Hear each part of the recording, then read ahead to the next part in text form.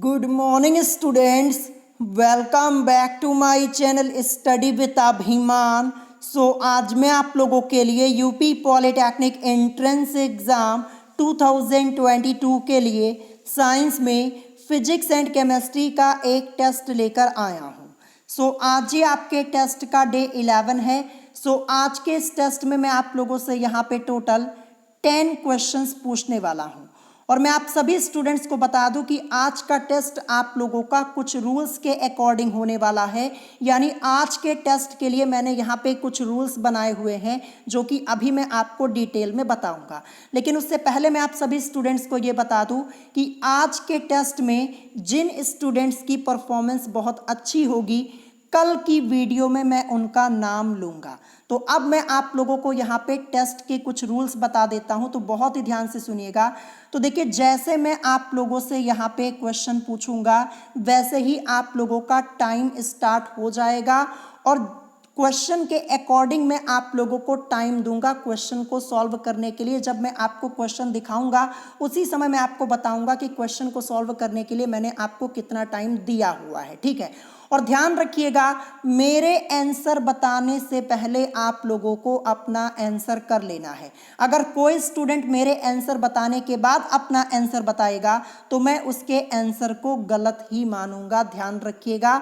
और देखिए, एक क्वेश्चन का आंसर आपको एक बार ही करना है। मैं देखता हूँ बहुत सारे स्टूडेंट्स क्या करते हैं, जैसे मैं कोई क्वेश्चन दिखाता हूँ, वो उस क्वेश्चन का आंसर एक बार बता देते हैं लेकिन फिर वो बार बार उसी क्वेश्चन का आंसर कमेंट करके बताते रहते। तो ऐसा आपको नहीं करना है। अगर ऐसा करेंगे तो मैं आपके आंसर को चेक नहीं कर पाऊंगा।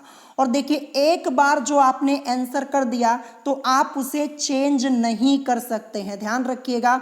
बहुत सारे स्टूडेंट्स क्या करते हैं, पहले वो क्वेश्चन का आंसर कुछ और बताते हैं फिर बाद में अपना ऑप्शन चेंज कर देते हैं। तो अगर ऐसा करेंगे फिर भी मैं आपके आंसर को गलत ही मानूंगा, ध्यान रखिएगा। और मैं आप सभी स्टूडेंट्स को बता दूं कि आज के टेस्ट में आप लोगों की निगेटिव मार्किंग होगी, क्योंकि आप लोगों के एंट्रेंस एग्जाम में भी निगेटिव मार्किंग होती है, तो टेस्ट में भी आप निगेटिव मार्किंग होगी। जितने भी टेस्ट मैं लूंगा सब में निगेटिव मार्किंग होगी और निगेटिव मार्किंग का पैटर्न सेम वैसा ही होगा जैसे आप लोगों के एंट्रेंस एग्जाम में होता है।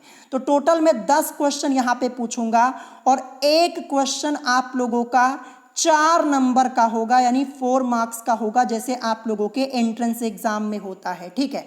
और देखिए, मैं आपको निगेटिव मार्किंग का पैटर्न समझा देता हूं। जैसे मान लीजिए मैंने पहला क्वेश्चन आपसे पूछा, आप करेक्ट करते हैं तो आपको 4 नंबर मिलेंगे। फिर इसके बाद दूसरा क्वेश्चन मैं आपसे पूछूंगा, जैसे मान लीजिए आपने यहाँ पे गलत कर दिया तो जो दूसरा क्वेश्चन था उसका 4 नंबर तो आपका जाएगा ही जाएगा, और जो पहले क्वेश्चन में 4 नंबर आपको मिले हुए थे उसमें से भी आपका -1 हो जाएगा।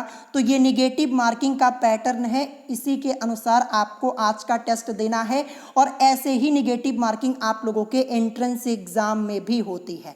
तो मैंने आपको रूल्स यहाँ पे बता दिए हैं, रूल्स के अकॉर्डिंग आपको टेस्ट देना है। अब जैसे मान लीजिए आपको कोई क्वेश्चन नहीं आ रहा है तो आप क्विट कर सकते हैं।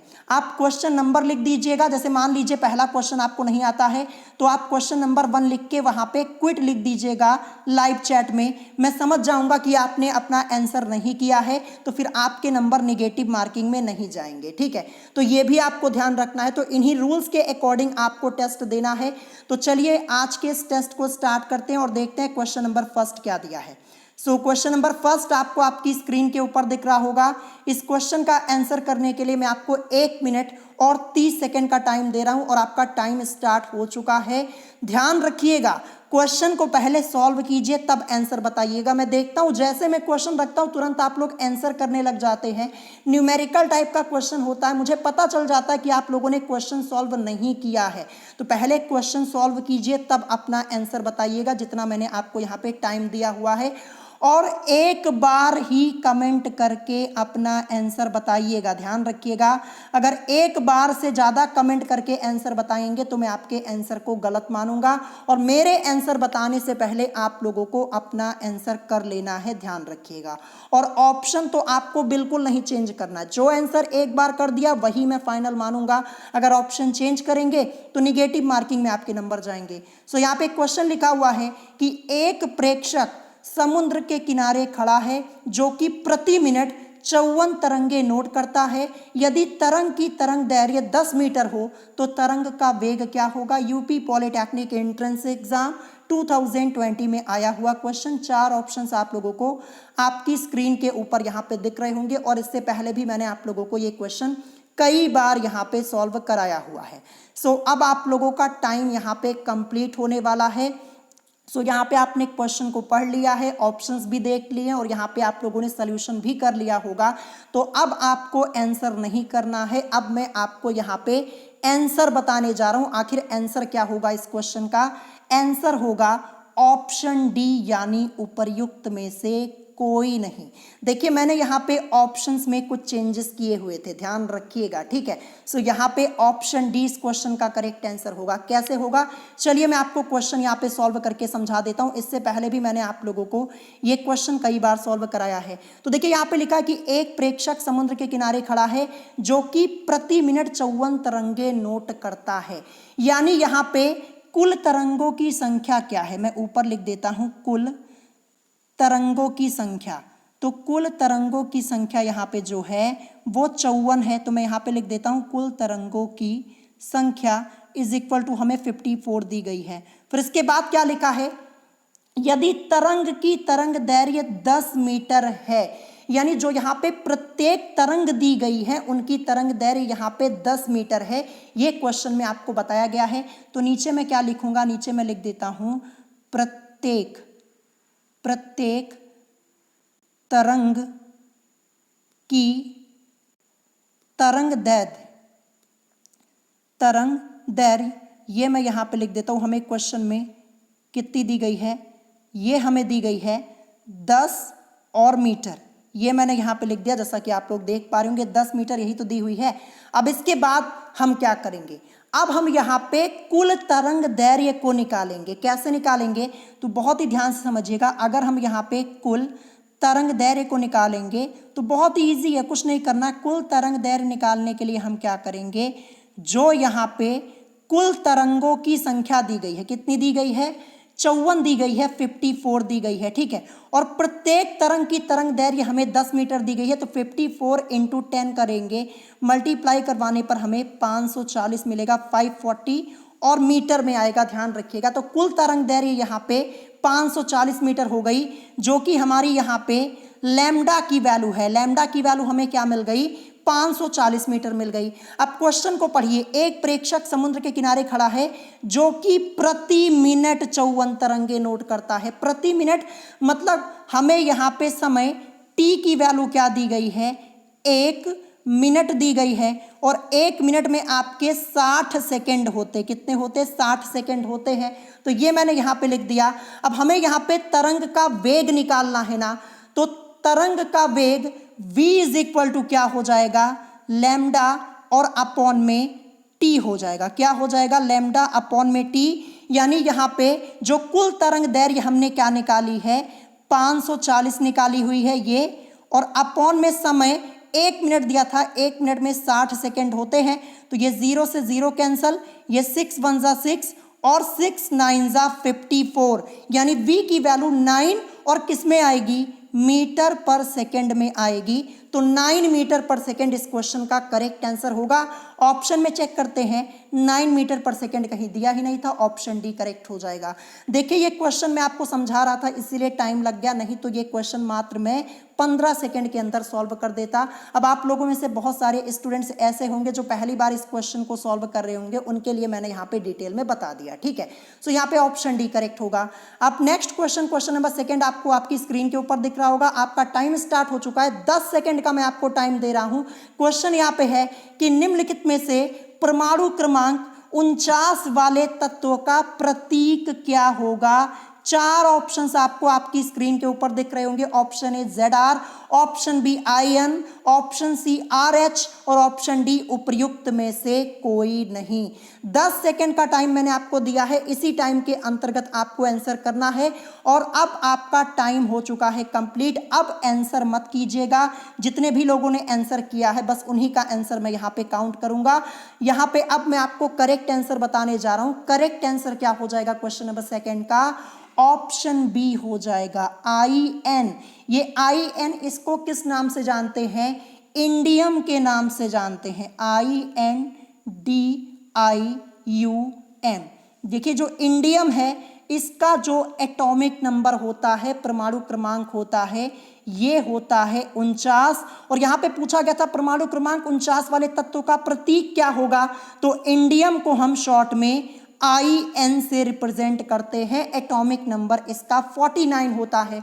मैंने आप लोगों से पहले भी कई बार कहा है कि परमाणु क्रमांक 1 से लेकर के कम से कम 50 तक के तत्वों के नाम, प्रतीक और एटॉमिक नंबर आप लोग याद कर लीजिए, और आई होप आप लोगों ने याद किया होगा। सो यहाँ पे ऑप्शन बी करेक्ट होगा, ध्यान रखिएगा। और इसके अलावा देखिए ऑप्शन ए आपका क्या दिया है, ZR दिया है। ZR को हम जर्कोनियम के नाम से जानते हैं, और जर्कोनियम का एटॉमिक नंबर 40 होता है, ध्यान रखिएगा। ऑप्शन सी आपका क्या दिया है, RH दिया है, जिसे हम रोडियम के नाम से जानते हैं, और इसका एटॉमिक नंबर 45 होता है। ठीक है, सो यहाँ पे 49 पूछा गया था, तो करेक्ट आंसर IN होगा। इंडियम शॉर्ट में IN से रिप्रेजेंट करते हैं, एटॉमिक नंबर 49 होता है। ठीक है, अब चलिए इसके बाद देखते हैं नेक्स्ट क्वेश्चन, क्वेश्चन नंबर 3। इस क्वेश्चन का आंसर करने के लिए 1 मिनट का टाइम मैंने आपको दिया है। आपका टाइम स्टार्ट हो चुका है। क्वेश्चन आप लोगों को आपकी स्क्रीन के ऊपर दिख रहा होगा और ऑप्शंस भी दिख रहे होंगे। सो क्वेश्चन यहाँ पे है कि एक सेल का विद्युत वाहक बल 1.6 वोल्ट है तथा इसकी प्लेटों के बीच विभवांतर 1.2 वोल्ट है। इससे 0.3 एम्पियर की धारा ली जाती है। सेल का आंतरिक प्रतिरोध क्या होगा, ये आपसे यहाँ पे पूछा जा रहा है। 4 ऑप्शंस आपको आपकी स्क्रीन के ऊपर यहाँ पे दिख रहे होंगे। ठीक है, सो 1 मिनट का टाइम दिया है, क्वेश्चन को सॉल्व कीजिए और अपना आंसर बताइए, और एक बार ही आपको अपना आंसर करना है, और ऑप्शन तो बिल्कुल मत चेंज कीजिएगा। और निगेटिव मार्किंग है, अगर आपको आंसर नहीं आता है तो आप क्विट लिख सकते हैं, क्वेश्चन नंबर लिख दीजिएगा और लिख दीजिएगा क्विट, मुझे नहीं आ रहा है, ऐसा आप लिख सकते हैं। ठीक है, सो 1 मिनट का टाइम मैंने आपको दिया है। जैसे ही 1 मिनट का टाइम कंप्लीट हो जाएगा मैं आपको यहाँ पे आंसर बता दूंगा, फिर इसके बाद मैं आपको क्वेश्चन सॉल्व करके डिटेल में समझा दूंगा। ठीक है, सो क्वेश्चन आप लोगों ने यहाँ पे पढ़ लिया होगा, यहाँ पे ऑप्शंस आप लोग देख लीजिए और अपना आंसर बताइए। देखिए पहले आप लोग क्वेश्चन को सॉल्व किया कीजिए, फिर आंसर बताया कीजिए। मैं देखता हूँ बहुत सारे स्टूडेंट्स क्या करते हैं, तुरंत आंसर करने लग जाते हैं। क्या करते हैं, तुक्का लगाते हैं। अगर तुक्का लगाएंगे तो हर बार आपका आंसर गलत ही होगा, ध्यान रखिएगा। इसीलिए मैं आपसे कहता हूँ कॉन्सेप्ट पे फोकस कीजिए, क्वेश्चन सॉल्व कीजिए, तब आंसर बताइएगा। सो यहाँ पे आपका टाइम कंप्लीट हो चुका है। अब मैं आपको इस क्वेश्चन का करेक्ट आंसर बता देता हूँ। करेक्ट आंसर होगा ऑप्शन डी, उपरोक्त में से कोई नहीं। अब कोई स्टूडेंट आंसर नहीं करेगा क्योंकि मैंने आंसर आप लोगों को बता दिया है। अब कैसे क्वेश्चन को सॉल्व करेंगे समझिएगा। देखिए यहाँ पे क्या लिखा है, एक सेल का विद्युत वाहक बल यानी इलेक्ट्रोमोटिव फोर्स 1.6 वोल्ट है, यानी विद्युत वाहक बल जिसको हम ई से रिप्रेजेंट करते हैं, इसकी वैल्यू 1.6 वोल्ट हमें दी गई है। फिर इसके बाद तथा इसकी प्लेटों के बीच विभवांतर यानी विभवांतर V की वैल्यू हमें क्या दी गई है, 1.2 वोल्ट दी गई है। ये मैंने यहाँ पे लिख दिया। इससे 0.3 एम्पियर की धारा ली जाती है, तो धारा I का मान क्या दिया है, 0.3 एम्पियर, ये मैंने यहाँ पे लिख दिया। फिर पूछा गया सेल का आंतरिक प्रतिरोध क्या होगा। देखिए सेल के आंतरिक प्रतिरोध को हम स्मॉल r से रिप्रेजेंट करते हैं, इसी की वैल्यू को हमें यहाँ पे फाइंड आउट करना है। तो देखिए small r is equal to आपका एक फॉर्मूला होता है E माइनस V और अपॉन में I। ये फॉर्मूला मैंने आपको कई बार बताया है। E का मान हमें क्या दिया है, 1.6 वोल्ट इलेक्ट्रोमोटिव फोर्स यानी विद्युत वाहक बल, और माइनस यहाँ पे विभवांतर V की वैल्यू हमारे पास 1.2 है, और अपॉन में I, धारा I का मान हमारे पास 0.3 एम्पियर है। अब देखिए यहाँ पे 1.6 में से 1.2 को आप लेस करेंगे तो आपको क्या मिलेगा, 0.4 मिलेगा, और अपॉन में 0.3 तो आपका रहेगा ही। ये पॉइंट से पॉइंट कैंसिल, अब क्या बचेगा, 4/3 बचेगा। 4/3 आपका यहाँ पे बचा हुआ है। जैसा कि आप लोग देख पा रहे होंगे, जब आप इसको डिवाइड करेंगे तो आपको क्या मिलेगा, आपको मिलेगा 1.3। मैं आपको सॉल्व करके दिखा देता हूँ। देखिए 4 में हमें 3 से डिवाइड करना है, 3 1 जा 3, 4 में से 3 जाएगा 1, फिर इसके बाद पॉइंट लगाएंगे, 0 बढ़ाएंगे, ठीक है। फिर इसके बाद 3 3 जा 9, 10 में से 9 जाएगा, 1 आ जाएगा, बस यहीं तक सॉल्व करेंगे, इसके आगे हम सॉल्व नहीं करेंगे। तो आपको क्या मिलेगा, 1.3 मिलेगा। ठीक है, तो यहाँ पे 1.3 और किस में आएगा, ओम में आएगा। किस में, ओम में। तो ऑप्शन में चेक कर लेते क्या हमें 1.3 कहीं दिया है, 1.1 दिया है, 5.8, 1.8, लेकिन 1.3 तो यहाँ पे कहीं दिया ही नहीं हुआ है। सो करेक्ट आंसर हो जाएगा ऑप्शन डी। ध्यान रखिएगा, उपरोक्त में से कोई नहीं। ठीक है, सो यहाँ पे क्वेश्चन भी मैंने आपको समझा दिया। अब नेक्स्ट क्वेश्चन देखते हैं।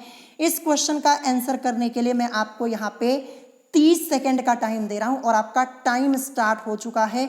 इस टाइप के क्वेश्चंस मैंने आप लोगों को पहले कई बार सॉल्व कराए हुए हैं। सो क्वेश्चन यहाँ पे है, एक तत्व का इलेक्ट्रॉनिक विन्यास Ar3D24S2 है। आवर्त सारणी में इस तत्व के ठीक नीचे स्थित तत्व का परमाणु क्रमांक क्या होगा। 4 ऑप्शंस आप लोगों को आपकी स्क्रीन के ऊपर यहाँ पे दिख रहे होंगे। 30 सेकंड का टाइम दिया है, इसी टाइम के अंदर आपको आंसर बताना है। और अगर आपको क्वेश्चन नहीं आ रहा है तो आप क्विट कर सकते हैं। और देखिए, एक बार आंसर कीजिएगा। मैं बता दूं, देखिए आज का जो टेस्ट हो रहा है ना, इसको मैं बाद में आप लोगों ने जो टेस्ट दिया है ये मैं चेक करूंगा, और इस समय भी मैं देख रहा हूं जिन स्टूडेंट्स की परफॉर्मेंस अच्छी होगी उनका नाम कल की वीडियो में होगा। ध्यान रखिएगा। तो देखिए, अगर यहाँ पे आप निगेटिव मार्किंग में नहीं जाना चाहते हैं, अगर आपको क्वेश्चन नहीं आ रहा तो आप क्विट कर सकते हैं, और अगर आ रहा है तो आप आंसर कीजिए। लेकिन यहाँ पे तुक्का मत लगाइएगा, ऐसे आप टेस्ट दीजिए जैसे आप अपना एंट्रेंस एग्जाम दे रहे हो। ठीक है, अगर ऐसे करेंगे ना तो आप लोगों के लिए काफी फायदेमंद होगा। ध्यान रखिएगा। सो यहाँ पे टाइम आपका कंप्लीट हो चुका है। सबसे पहले यहाँ पे जो तत्व का इलेक्ट्रॉनिक विन्यास लिखा हुआ है इसको समझेंगे। Ar से मतलब क्या हो जाएगा, 18, परमाणु क्रमांक 18। ठीक है, ऑर्गन का एटॉमिक नंबर 18 होता है। अगर देखिए इसका आप इलेक्ट्रॉनिक कॉन्फ़िगरेशन करेंगे Ar का, तो आपको क्या मिलेगा, 1s2, 2s2, 2p6, 3s2 और 3p6 मिलेगा। काउंट कर लीजिए, देखिए 2 2 4 6 4 10 2 12 6 18। ठीक है, 18 होता है ऑर्गन का एटॉमिक नंबर। ठीक है, फिर इसके बाद 3p6 के बाद यहाँ पे क्या लिखा हुआ है, 3d2 और 4s2 लिखा हुआ है। अब इलेक्ट्रॉन को काउंट कर लीजिए, 2 2 4 6 4 10 2 12 6 18 2 20 2 22। यहाँ पे जो तत्व है इसका एटॉमिक नंबर क्या है, एटॉमिक नंबर यानी परमाणु क्रमांक इसका 22 है। और परमाणु क्रमांक 22 होता किसका है, टाइटेनियम का, जिसको हम Ti से रिप्रेजेंट करते हैं, टाइटेनियम का होता है। ध्यान रखिएगा। ठीक है, फिर हमसे पूछा गया आवर्त सारणी में इस तत्व के ठीक नीचे, देखिए टाइटेनियम के ठीक नीचे आवर्त सारणी में जो तत्व है उसका परमाणु क्रमांक आपको बताना है। देखिए ना, दाएं पूछा गया ना आपसे बाएं पूछा गया है। ध्यान रखिएगा, आपसे पूछा गया ठीक टाइटेनियम के नीचे। तो टाइटेनियम के नीचे पीरियोडिक टेबल में यानी आवर्त सारणी में कौन सा एलिमेंट होता है, तो वो होता है जर्कोनियम। कौन सा होता है, जर्कोनियम। तो मैं आपको यहाँ पे लिख के बता देता हूँ, जर्कोनियम होता है। और जर्कोनियम का एटॉमिक नंबर क्या होता है, 40 होता है, परमाणु क्रमांक 40 होता है। तो टाइटेनियम के ठीक नीचे आपका क्या होता है, जर्कोनियम होता है। जर्कोनियम को शॉर्ट में Zr से रिप्रेजेंट करते हैं। तो जर्कोनियम का जो एटॉमिक नंबर परमाणु क्रमांक होगा वो 40 होगा। तो इस क्वेश्चन का करेक्ट आंसर क्या हो जाएगा, 40 हो जाएगा। चलिए चेक करते हैं, परमाणु क्रमांक 40 होगा, ऑप्शन सी करेक्ट हो जाएगा। देखिए, इस टाइप के क्वेश्चन मैंने आप लोगों को कई बार कराए हुए हैं। अगर आप लोगों ने प्रैक्टिस की है तो क्वेश्चन के आंसर को कर पाएंगे। अब देखते हैं नेक्स्ट क्वेश्चन, क्वेश्चन नंबर 5। इस क्वेश्चन का आंसर करने के लिए 15 सेकेंड का टाइम दिया है। आपका टाइम स्टार्ट हो चुका है। क्वेश्चन है कि एक आदर्श अमीटर तथा एक आदर्श वोल्टमीटर का प्रतिरोध निम्नलिखित में से क्या होता है, ये आपको बताना है। ऑप्शन ए में दिया है अनंत एवं अनंत, ऑप्शन बी अनंत एवं शून्य, ऑप्शन सी शून्य एवं शून्य, और ऑप्शन डी उपर्युक्त में से कोई नहीं। ये क्वेश्चन मैंने आपको कई बार कराया हुआ है। अगर आप लोगों ने रिवीजन किया है तो इस क्वेश्चन का आंसर कर पाएंगे। अब देखिए, बहुत सारे स्टूडेंट्स मुझसे कमेंट करके ये कहते हैं कि सर क्वेश्चन के लेवल को थोड़ा ऊपर कीजिए, यानी लेवल को थोड़ा बढ़ाइए। तो देखिए, जो क्वेश्चन मैं आप लोगों को कराता हूं ना, ये आपके एंट्रेंस एग्जाम के लेवल के ही हैं और ऐसे ही क्वेश्चंस आप लोगों से पूछे आते हैं। अब देखिए, आपका ये यूपी पॉलिटेक्निक एंट्रेंस एग्जाम है, कोई IIT का तो एग्जाम है नहीं कि जबरदस्ती मैं आप लोगों को हाई लेवल के क्वेश्चन सॉल्व करवा दूं। जो आपके सिलेबस में होता है वही मैं आपको करवाता हूं। फिर भी कोई स्टूडेंट ये मुझसे कमेंट करके कहता है कि सर लेवल के क्वेश्चन कराइए, और ये वही स्टूडेंट होते हैं जो टेस्ट कभी देने नहीं आते। टेस्ट जब होता है तो टेस्ट में कभी नज़र ही नहीं आएंगे, और अगर टेस्ट देने आए ना तो जो क्वेश्चन मैं कराता हूं ना, इनमें से वो कुछ क्वेश्चन के आंसर ही करेक्ट कर पाएंगे। मतलब अगर 10 क्वेश्चन पूछूंगा तो 10 में से 3-4 के ही आंसर कर पाएंगे, लेकिन बोलते हैं कि हाई लेवल के क्वेश्चन कराइए। देखिए, मैंने आपका मैक्सिमम सिलेबस पहले ही कंप्लीट कराया हुआ है, आप लोगों ने पढ़ रखा होगा। चैनल पे जाइएगा, वहां पे मैंने आप लोगों को बेसिक से लेकर हाई लेवल तक एक एक क्वेश्चन कराए हुए हैं। पढ़ लीजिए, आपको खुद ही पता चल जाएगा। और अभी तो मैंने टेस्ट लेना स्टार्ट किया हुआ है, रिवीजन स्टार्ट कराया है। जैसे जैसे आगे बढ़ूंगा ना, मैं आपको हाई लेवल के क्वेश्चन कराऊंगा, और हाई लेवल के क्वेश्चन तो मैंने पहले ही कराए हुए हैं। ये मैं नॉर्मल क्वेश्चन कराता हूं, उसी में बहुत सारे स्टूडेंट्स को प्रॉब्लम होती है, और यहाँ पे कुछ स्टूडेंट्स कहते हैं कि लेवल के क्वेश्चन कराइए, और टेस्ट देने कभी नहीं आएंगे। अगर टेस्ट देने आए ना, उसी समय पता चल जाएगा कि क्या लेवल का क्वेश्चन है कि नहीं है। ठीक है, सो यहाँ पे टाइम कंप्लीट हो चुका है। मैं आपको करेक्ट आंसर बता देता हूँ। करेक्ट आंसर यहाँ पे क्वेश्चन नंबर 5 के लिए ऑप्शन डी होगा, यानी उपर्युक्त में से कोई नहीं। अब कैसे कोई नहीं हुआ ये मैं आपको समझा देता हूँ। देखिए, जो आदर्श अमीटर होता है, पहले यहाँ पे अमीटर लिखा हुआ है, तो जो आदर्श अमीटर होता है इसका प्रतिरोध जो होता है वो होता है 0। ध्यान रखिएगा, क्या होता है? 0 होता है। फिर उसके बाद यहाँ पे आदर्श वोल्ट मीटर लिखा हुआ है, तो जो आदर्श वोल्ट मीटर होता है उसका प्रतिरोध क्या होता है? अनंत होता है। ठीक है, तो ये वाला जोड़ा आपको कहीं देखने को मिल रहा है, 0 और अनंत कहीं लिखा है, अनंत एवं अनंत लिखा है, नहीं होगा। अनंत एवं 0 लिखा है। अब क्योंकि पहले यहाँ पे आदर्श अमीटर की बात हुई है ना, तो आदर्श अमीटर इसका प्रतिरोध तो 0 होता है। अगर यहाँ पे पहले आपका 0 लिखा होता और बाद में अनंत लिखा होता तो ये आंसर करेक्ट हो जाता, लेकिन ये भी नहीं होगा, और 0 तो होगा नहीं। तो आदर्श अमीटर का प्रतिरोध 0 और वोल्ट मीटर का अनंत होता है। तो 0 और अनंत कहीं ऑप्शन में था? नहीं था ना, तो ऑप्शन डी करेक्ट हो जाएगा। ध्यान रखिएगा। नेक्स्ट क्वेश्चन देखते हैं, क्वेश्चन नंबर 6। इस क्वेश्चन का आंसर करने के लिए मैं आपको यहाँ पे 30 सेकंड का टाइम दे रहा हूँ। पहले मैं आपको क्वेश्चन दिखा देता हूँ। निम्नलिखित मिलानों में से कौन सा मिलान गलत है, ये आपको बताना है। तो देखिए, एक तरफ यहाँ पे धातु लिखे हैं, एक तरफ उनके अयस्क के नाम। तो सबसे पहले सिल्वर यानी चांदी का अयस्क क्या लिखा है? सिल्वाइन। ऑप्शन बी लेड का अयस्क लैनरकाइट, ऑप्शन सी जिंक का अयस्क विलेमाइट, और ऑप्शन डी मैंगनीज का अयस्क पायरोलुसाइट लिखा हुआ है। तो आपको बताना है कि इन चारों में से कौन सा मिलान गलत है। एक मिलान गलत है, वही आपको बताना है। 30 सेकंड का टाइम दिया है, और टाइम के अकॉर्डिंग आपको बताना है। अगर टाइम के बाद बताएंगे तो मैं आपका आंसर चेक नहीं करूंगा। देखिए, आप कमेंट बॉक्स में अपना स्कोर कुछ भी बताइए, उससे फर्क नहीं पड़ता, क्योंकि मैं चेक करूंगा तो मुझे खुद ही पता चल जाएगा कि किसने कितना करेक्ट किया है, और चेक करने पर जो सही स्कोर आएगा उसी के अकॉर्डिंग मैं कल की वीडियो में स्टूडेंट्स के नाम बताऊंगा कि किन स्टूडेंट्स ने अच्छा स्कोर किया था आज के इस टेस्ट में। ध्यान रखिएगा, इसीलिए कमेंट बॉक्स में ऑनेस्टी के साथ अपना स्कोर बताइएगा, और निगेटिव मार्किंग जोड़ के बताइएगा। हर एक क्वेश्चन आपका 4 नंबर का है, मैंने आपको पहले ही बता दिया। सो टाइम कंप्लीट हो चुका है। गलत मिलान यहाँ पे ऑप्शन ए वाला है, जो यहाँ पे सिल्वर यानी चांदी का अयस्क जो सिल्वाइन लिखा हुआ है ये नहीं होता है। ध्यान रखिएगा, ये जो सिल्वाइन लिखा है ना, ये किसका अयस्क होता है? ये पोटेशियम का होता है। पोटेशियम को हम के से रिप्रेजेंट करते हैं, ध्यान रखिएगा। और अगर मैं आपको यहाँ पे बताऊं, जो सिल्वाइन है इसका फॉर्मूला क्या होता है? फॉर्मूला इसका KCl होता है। के यहाँ पे आ रहा है, वैसे ही आपको पता चल जाएगा पोटेशियम का होगा। देखिए, सिल्वर यानी चांदी के अयस्क के सामने मैंने सिल्वाइन क्यों लिखा?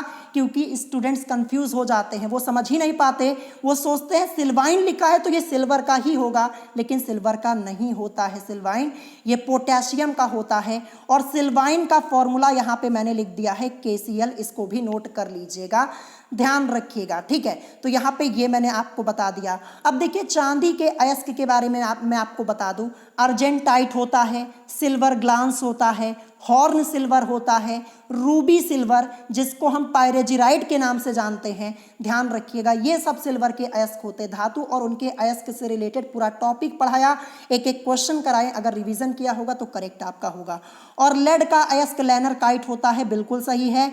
जिंक का एक अयस्क विलेमाइट होता है, बिल्कुल सही। मैंगनीज का पायरोलुसाइट होता है, ये भी सही है, केवल ये ऑप्शन ए वाला गलत था, ध्यान रखिएगा। नेक्स्ट क्वेश्चन देखते हैं, क्वेश्चन नंबर 7। क्वेश्चन नंबर 7, इस क्वेश्चन का आंसर करने के लिए मैं आपको 50 सेकेंड का टाइम दे रहा हूं। कई बार क्वेश्चन कराया है तो सोच समझ के आंसर कीजिएगा, सॉल्व कीजिए, आंसर बताइए। अगर नहीं आता है तो क्वेश्चन को क्विट कर सकते हैं, नहीं तो निगेटिव मार्किंग में आपके नंबर जाएंगे, ध्यान रखिएगा। सो क्वेश्चन है, एक चालक के सिरों का विभवांतर 2.5 वोल्ट है तथा उसमें धारा प्रवाहित होने से 10 सेकेंड में 10 जूल ऊर्जा प्राप्त होती है। चालक में प्रवाहित धारा का मान क्या होगा, ये आपको बताना है। 4 ऑप्शंस आपको दिख रहे होंगे। क्वेश्चन को सॉल्व कीजिए और अपना आंसर बताइए, ठीक है। और मैं आपसे यहाँ पे एक क्वेश्चन पूछ रहा हूँ कि आज की इस वीडियो में जो क्वेश्चंस मैं आपसे पूछ रहा हूँ, क्या ये क्वेश्चन का लेवल आप लोगों के लिए बिल्कुल सही है कि नहीं, ये मुझे कमेंट करके बताइएगा। लेवल आपको कैसा लगा, लेवल ये सिंपल क्वेश्चंस हैं, मॉडरेट लेवल के हैं या फिर हाई लेवल के हैं। अगर इससे भी हाई लेवल के क्वेश्चन आप चाहते हैं तो बताइएगा, वो भी मैं आपको सॉल्व करवा दूंगा। देखिए, मुझे यहाँ पे हाई लेवल के क्वेश्चन सॉल्व करवाने में कोई प्रॉब्लम नहीं है। बात यह है कि आपके एंट्रेंस एग्जाम में आने चाहिए वो क्वेश्चन। जबरदस्ती मैं अगर आपको हाई लेवल के क्वेश्चन सॉल्व करवा दूं और वो क्वेश्चन आपके एग्जाम में ना आए तो क्या फायदा होगा, क्योंकि स्टूडेंट्स कमेंट करके बोलते हैं कि सर हाई लेवल के क्वेश्चन सॉल्व कराइए और हाई लेवल के। और मैं आपको बता दूं, 2021 का ना पेपर जो आप लोगों का ऑनलाइन हुआ था, अगर आपके आसपास किसी स्टूडेंट ने एग्जाम दिया हो ना, पूछ लीजिएगा, एकदम बेसिक लेवल के क्वेश्चन आए थे, जैसे मैंने क्वेश्चंस लास्ट ईयर कराए थे सेम टू सेम। मैं आपको बता दूं 2020 में जितना मैंने पढ़ाया था मैक्सिमम क्वेश्चन उसी टाइप का आया हुआ था। 2021 में भी ऐसा हुआ। तो मैं ऐसे ही नहीं आप लोगों को क्वेश्चन करा देता हूं, सोच समझ के जो इंपॉर्टेंट होता है वही करवाता हूं। और अगर आप जबरदस्ती बोलेंगे कि हाई लेवल के क्वेश्चन करवा दीजिए तो मैं करवा दूंगा, लेकिन एग्जाम में आएगा नहीं तो कोई फायदा है नहीं। तो आप कमेंट करके बताइएगा मुझे। सो यहाँ पे आपका टाइम कंप्लीट हो चुका है। सबसे पहले मैं आप लोगों को क्वेश्चन नंबर 7 का आंसर बता देता हूं। करेक्ट आंसर ऑप्शन डी होगा, उपर्युक्त में से कोई नहीं। अब कैसे सॉल्व करेंगे, बहुत ही ध्यान से समझिएगा। यहां पे लिखा हुआ है कि एक चालक के सिरों का विभवांतर 2.5 वोल्ट, विभवांतर V की वैल्यू 2.5 वोल्ट दी गई है, लिख दिया मैंने, तथा उसमें धारा प्रवाहित होने से 10 सेकेंड में, ठीक है, यानी टाइम समय t की वैल्यू 10 सेकेंड हमें यहाँ पे दी गई है, ठीक है। ये मैंने लिख दिया 10 सेकेंड, ये मैंने यहाँ पे लिख दिया। फिर इसके बाद 10 जूल ऊर्जा प्राप्त होती है। ऊर्जा कितनी मिल रही है, ऊर्जा मैं यहाँ पे लिख देता हूँ, जो एनर्जी है यहाँ पे ये 10 जूल यहाँ पे मिल रही है, ठीक है। ये हमें क्वेश्चन में पता था। फिर इसके बाद पूछा गया चालक में प्रवाहित धारा का मान होगा, ये हमें यहाँ पे निकालना है, जैसा कि आप लोग यहाँ पे देख पा रहे होंगे। तो धारा I is equal to Q upon में T होता है, ये आपका फॉर्मूला होता है। तो सबसे पहले हमें यहाँ पे Q के मान को, आवेश को निकालना होगा, तभी हमारा ये क्वेश्चन सॉल्व होगा। तो अब हम यहाँ पे क्या करेंगे, 10 सेकेंड में, ध्यान रखिएगा, 10 सेकेंड में चालक में प्रवाहित आवेश को निकालेंगे। चालक में प्रवाहित, शॉर्ट में लिख देता हूं, प्रवाहित आवेश क्या हो जाएगा, आवेश को जब हम निकालेंगे तो यहां पे आपका ऊर्जा और बटे में क्या हो जाएगा, बटे में हो जाएगा विभवांतर। तो ऊर्जा की वैल्यू हमें क्या दी गई है, 10 जूल दी गई है, और विभवांतर हमारे पास क्या है, 2.5 है। जब देखिए 2.5, पॉइंट को हटाएंगे, पॉइंट के बाद एक संख्या तो ऊपर आपका 0 बढ़ जाएगा, क्योंकि एक संख्या है, पॉइंट के बाद दशमलव हटाया तो एक संख्या तो ऊपर आपका 0 बढ़ जाएगा। यानी अब क्या हो गया, 100/25 हो गया। 25 का नम 25 चौके 100, यानी 25 फोर आपका क्या होता है, 100 होता है। 4 और कूलॉम में आवेश हमने निकाल लिया, आवेश Q की वैल्यू हमें क्या मिल गई, 4 कूलॉम मिल गई। अब हम धारा को निकाल पाएंगे। तो ये वाली लाइन अब मैं साफ कर देता हूं और ऊपर में अब Q की वैल्यू को लिख देता हूं। देखिए, इसीलिए क्वेश्चन में हमें विभवांतर और ऊर्जा दी गई थी ताकि हम यहाँ पे आवेश को निकाल पाए। तो आवेश Q की वैल्यू हमें क्या मिल गई, Q की वैल्यू हमें यहाँ पे 4 कूलॉम मिल गई। अब धारा I is equal to Q upon में T हो जाएगा। Q का मान 4 कूलॉम जस्ट अभी हमने फाइंड आउट किया, 4, और यहाँ पे T का मान समय हमें कितना दिया गया है, 10 सेकेंड दिया गया है। अब देखिए 4 से हमें 10 में, ठीक है, 10 से हमें यहाँ पे डिवाइड करना है। छोटी संख्या, पॉइंट लगाएंगे 0, तब जाके एक 0 बढ़ेगा। 10 4 40 आपका होता है। ये हो गया, मिला क्या, 0.4, और धारा को निकाल रहे हैं तो एम्पियर में, तो एम्पियर 0.4 एम्पियर। क्या आपको कहीं ऑप्शन में 0.4 एम्पियर दिख रहा है, नहीं दिख रहा है ना, तो ऑप्शन डी हो जाएगा। अब देखते हैं नेक्स्ट क्वेश्चन, क्वेश्चन नंबर 8। इस क्वेश्चन का आंसर करने के लिए मैं आपको 15 सेकेंड का टाइम दे रहा हूं। क्वेश्चन मैंने आपको 3 से 4 बार कराया है, रिवीजन किया होगा तो आंसर कर पाएंगे। क्वेश्चन है कि निम्नलिखित में से एथिल अल्कोहल को एसिटिक अम्ल में परिवर्तित करने वाला जीवाणु कौन सा है। 4 ऑप्शंस आपको आपकी स्क्रीन के ऊपर यहाँ पे दिख रहे होंगे। टाइम मैंने आपको 15 सेकेंड का दिया। अगर आपको आंसर नहीं आ रहा है तो आप क्विट कर सकते हैं, आ रहा है तो आप आंसर कर सकते हैं। लेकिन ध्यान रखिएगा, यहाँ पे जितने भी स्टूडेंट्स ने मेरे आंसर बताने के बाद अपना आंसर बताया है या फिर अपना ऑप्शन चेंज किया हुआ है, यहाँ पे मैं उन लोगों का आंसर चेक नहीं कर पाऊंगा, ध्यान रखिएगा। अगर आपने रूल के अकॉर्डिंग टेस्ट दिया है तभी आपका मैं आंसर चेक कर पाऊंगा, और उन्हीं स्टूडेंट्स का नाम कल की वीडियो में होगा जिन्होंने रूल्स के अकॉर्डिंग टेस्ट दिया होगा और जिनका स्कोर अच्छा होगा, ध्यान रखिएगा, ठीक है। सो अब मैं आपको यहाँ पे क्वेश्चन नंबर 8 का करेक्ट आंसर बता देता हूँ। ऑप्शन सी होगा माइकोडर्मा एसिटी। क्वेश्चन नोट कर लीजिएगा, कई बार कराया। निम्नलिखित में से एथिल अल्कोहल को एसिटिक अम्ल में परिवर्तित करने वाला जीवाणु कौन सा है। माइकोडर्मा एसिटी है। अब आपको कमेंट बॉक्स में एथिल अल्कोहल और एसिटिक अम्ल इन दोनों का फॉर्मूला बताना है। कई बार मैंने आपको बताया है तो बताइएगा जरूर। अब देखते हैं नेक्स्ट क्वेश्चन, क्वेश्चन नंबर 9। इस क्वेश्चन का आंसर करने के लिए 1 मिनट का टाइम दे रहा हूं। करीब 5 से 6 बार मैंने आपको क्वेश्चन सॉल्व कराया है, ठीक है। अगर आप आंसर कर लेते हैं तो बहुत अच्छी बात है, नहीं कर पाते हैं तो यहाँ पे आपने रिवीजन नहीं किया है फिर इसका मतलब, या फिर अगर आपको नहीं आता तो आप क्विट कर सकते हैं। क्वेश्चन यहाँ पे आप लोगों को आपकी स्क्रीन के ऊपर दिख रहा होगा, ऑप्शन भी मैंने आपको यहाँ पे दिखा दिए हैं। यहाँ पे क्वेश्चन में पढ़ देता हूँ, लिखा है एक ट्रांसफार्मर की प्राथमिक कुंडली में 200 फेरे हैं तथा इसकी द्वितीयक कुंडली में 50 फेरे हैं। यदि द्वितीयक कुंडली में धारा 20 एम्पियर है तो प्राथमिक कुंडली में धारा का मान आपको बताना है। यूपी पॉलिटेक्निक एंट्रेंस एग्जाम 2002 में आया क्वेश्चन। 4 ऑप्शन आपको आपकी स्क्रीन के ऊपर दिख रहा होगा, ठीक है। तो सबसे पहले क्वेश्चन को सॉल्व कीजिए और अपना आंसर बताइए। 1 मिनट का टाइम मैंने आप लोगों को यहाँ पे दिया हुआ है और ये क्वेश्चन इंपॉर्टेंट है, इससे पहले मैंने आपको कई बार कराया हुआ है। देखिए मैं आप लोगों को बता दूं, मैंने आप लोगों को बेसिक लेवल से लेकर के हाई लेवल तक एक एक क्वेश्चन सॉल्व कराए हैं। आप चैनल पर जाइएगा, 2022 की केमिस्ट्री की प्लेलिस्ट चेक कर लीजिएगा, फिजिक्स की, मैथमेटिक्स की, वहाँ पे आपको सभी वीडियोस मिल जाएंगी। और जो टेस्ट वाली प्लेलिस्ट है वो आपकी 2021 की है, वो आप चेक कर लीजिएगा। इन सभी प्लेलिस्ट को मिला करके मैंने करीब 440 से ज़्यादा वीडियोस, 440 प्लस वीडियोस बनाई हुई है, ठीक है। और जो अभी इस समय मैं आप लोगों का टेस्ट ले रहा हूँ, रिवीजन करवा रहा हूँ, बेसिक लेवल से स्टार्ट करूँगा, हाई लेवल तक लेके जाऊँगा।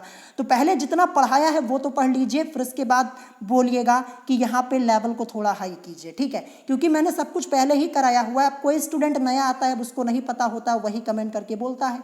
सो अब मैं आपको यहाँ पे इस क्वेश्चन का करेक्ट आंसर बता देता हूँ। करेक्ट आंसर आपका क्या हो जाएगा, क्योंकि टाइम आपका कंप्लीट हो चुका है। करेक्ट आंसर 5 एम्पियर होगा, ऑप्शन ए, ठीक है। अब कैसे आएगा चलिए समझते हैं। क्वेश्चन सिंपल है, एक ट्रांसफार्मर की प्राथमिक कुंडली में 200 फेरे हैं, तो फेरों की संख्या को हम n से रिप्रेजेंट करेंगे, ध्यान रखिएगा। और प्राथमिक कुंडली की बात हो रही है तो NP लिखेंगे, P से मतलब प्राइमरी यानी प्राथमिक। तो एक ट्रांसफार्मर की प्राथमिक कुंडली में 200 फेरे हैं तो NP इज इक्वल टू हमें क्या दिया है, 200। प्राथमिक कुंडली में 200 फेरे हैं तथा इसकी द्वितीयक कुंडली में, यानी जो ट्रांसफार्मर की द्वितीयक कुंडली है उसमें 50 फेरे हैं। तो फेरों की संख्या को हम n से, और द्वितीयक कुंडली की बात हो रही है यानी सेकेंडरी, तो यानी यहाँ पे NS लिखेंगे। NS की वैल्यू हमें क्या दी गई है, 50 यानी 50 फेरे दी गई है। फिर इसके बाद यदि द्वितीयक कुंडली में धारा 20 एम्पियर है, द्वितीयक कुंडली में धारा I, यानी धारा को हम I से रिप्रेजेंट करते हैं, जो विद्युत धारा है उसको I से रिप्रेजेंट करते हैं, और द्वितीयक कुंडली में धारा दी गई है तो I सेकेंडरी IS लिखेंगे। इसकी वैल्यू हमारे पास क्या है, 20 एम्पियर है। तो यहाँ पे मैं शॉर्ट में एम्पियर लिख देता हूँ, 20 AMP, ये हो गया। फिर इसके बाद हमसे पूछा गया तो प्राथमिक कुंडली में धारा होगी यानी I और पी यानी प्राइमरी में, यानी प्राइमरी जो कुंडली है, प्राथमिक जो कुंडली है, उसमें हमें धारा बतानी है। सो यहाँ पे हम फॉर्मूला क्या यूज करेंगे, सिंपल सा फॉर्मूला है एन एस यानी एन सेकेंडरी अपॉन में एन पी यानी एन प्राइमरी। एन प्राइमरी, मैं यहाँ पे एन सही से लिख देता हूँ, N primary is equal to I P यानी आई प्राइमरी और अपॉन में फिर इसके बाद यहाँ पे आई एस यानी आई सेकेंडरी। बस इसी फॉर्मूले में हमें वैल्यूज को पुट कर देना है। तो चलिए वैल्यूज को हम यहाँ पे पुट कर देते हैं। एन एस की वैल्यू, एन सेकेंडरी की वैल्यू 50 यानी 50 है, फिर अपॉन में एन पी यानी एन प्राइमरी यानी प्राथमिक कुंडली में फेरों की संख्या 200, ये कर दिया, is equal to I P की वैल्यू तो हमें निकालनी है, यानी हमें यहाँ पे प्राथमिक कुंडली में धारा का मान निकालना है। और अब आई एस यानी सेकेंडरी यानी द्वितीय कुंडली में जो धारा का मान है 20 एम्पियर हमें दिया गया। ठीक है, अब सॉल्व करेंगे। देखिए 50 एकन्नम 50 होता है और यहाँ पे 50 चौके 200 यानी 54 से आपका 200 होता है। यहाँ तक आपको समझ में आ गया। अब देखिए यहाँ पे क्रॉस मल्टीप्लाई करवा लेते हैं। ठीक है, यहाँ पे 4 की मल्टीप्लाई आई पी में तो 4 आई पी हो जाएगा इज इक्वल टू 20 की मल्टीप्लाई 1 में तो 20 हो जाएगा। 4 I P is equal to 20 या फिर I P is equal to 20 upon में 4, 4 1 सा 4, 4 5 सा 20। आई पी का मान हमें क्या मिला 5 और एम्पियर में आई पी से मतलब प्राथमिक कुंडली में धारा का मान आई प्राइमरी में 5 एम्पियर होगा। सो ये आपका क्वेश्चन था, क्वेश्चन इजी था ना। तो यहाँ पे देखते हैं 5 एम्पियर कहाँ दिया है, ऑप्शन ए में दिया है। अब देखते हैं आज के टेस्ट का लास्ट क्वेश्चन। इस क्वेश्चन का आंसर करने के लिए 15 सेकंड का टाइम दे रहा हूँ। क्वेश्चन है कि निम्नलिखित में से कार्बनिक यौगिकों में हैलोजनों का निर्धारण किस विधि के द्वारा किया जाता है। कई बार कराया मैंने आपको। ऑप्शन ए दिया है ड्यूमा की विधि द्वारा, ऑप्शन बी विक्टर मेयर की विधि द्वारा, ऑप्शन सी केरियस विधि के द्वारा और ऑप्शन डी लीबिंग विधि के द्वारा। ठीक है, 4 ऑप्शंस आपने देख लिए। 15 सेकंड का टाइम मैंने आपको दिया। ऑप्शन एक बार फिर से आप देख लीजिए। क्वेश्चन में रिपीट कर देता हूं कि निम्नलिखित में से कार्बनिक यौगिकों में हैलोजनों का निर्धारण किस विधि के द्वारा किया जाता है। सो अब मैं आपको करेक्ट आंसर बता देता हूं। करेक्ट आंसर आपका होगा ऑप्शन सी यानी केरियस विधि के द्वारा। ऑप्शन सी इस क्वेश्चन का करेक्ट आंसर हो जाएगा। ठीक है, सो आज का टेस्ट आपका होता है कंप्लीट। टोटल 10 क्वेश्चन पूछे हुए थे। तो अगर आप चाहें तो कमेंट बॉक्स में अपना स्कोर बता सकते हैं। वैसे तो मुझे यहाँ पे पता है कि किसने कितना सही किया हुआ है। और कल की वीडियो में मैं आप लोगों को उन स्टूडेंट्स के नाम बताऊंगा जिन्होंने आज के टेस्ट में अच्छी परफॉर्मेंस की हुई है। और देखिए जिन्होंने रूल्स के अकॉर्डिंग टेस्ट दिया है उन्हीं का नाम होगा। अब कोई स्टूडेंट बाद में टेस्ट देगा, ये टेस्ट कंप्लीट होने के बाद में टेस्ट देगा, वो मैं काउंट नहीं करूंगा। कमेंट बॉक्स में आप कुछ बताइए, उससे मुझे मतलब नहीं। लेकिन जो यहाँ पे समय पे, जो इस समय में टेस्ट ले रहा हूँ, टाइम पे जिन लोगों ने टेस्ट दिया है उन्हीं का नाम मैं यहाँ पे इंक्लूड करूंगा और रूल के अकॉर्डिंग जिन्होंने दिया है। ठीक है, अगर आप बाद में शाम को दोपहर में टेस्ट देते हैं और कमेंट बॉक्स में स्कोर बताते हैं तो वो मैं नहीं मानूंगा। ठीक है, सो यहाँ पे आपका टेस्ट कंप्लीट हो गया। अगर आज की इस वीडियो में आपको कोई बात नहीं समझ में आई हो तो आप मुझसे कमेंट करके पूछ सकते हैं। अगर वीडियो पसंद आई हो तो वीडियो को लाइक करना मत भूलिएगा और साथ ही साथ हमारे चैनल स्टडी विद अभिमान को सब्सक्राइब करना मत भूलिएगा। सो आज की वीडियो में इतना ही, मिलेंगे नेक्स्ट वीडियो में। Thanks for watching.